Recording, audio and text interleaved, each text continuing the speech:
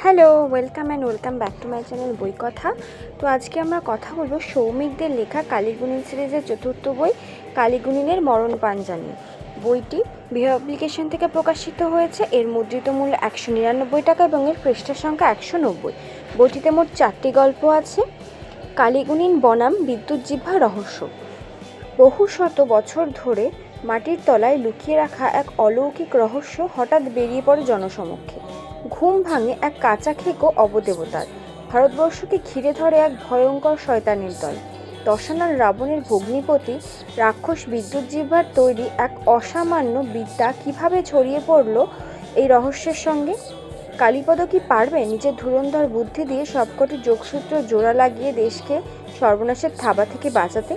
দ্বিতীয় গল্প কালীগুণিন ও নীলকণ্ঠের সঙ্গে।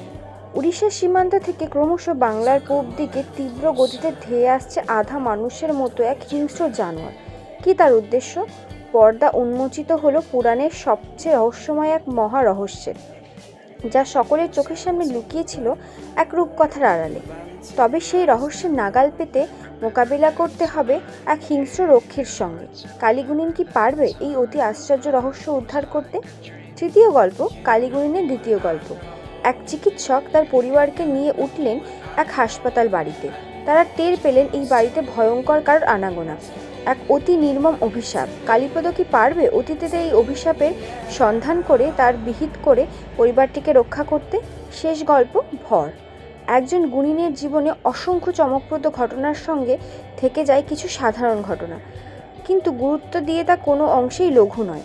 এক গ্রাম্য গৃহবধূর শরীরে প্রেতিনী ভর পড়া এবং সেই সূত্রে এক নিষ্ঠুর অতীতকে খুঁজে বার করার এক কাহিনী।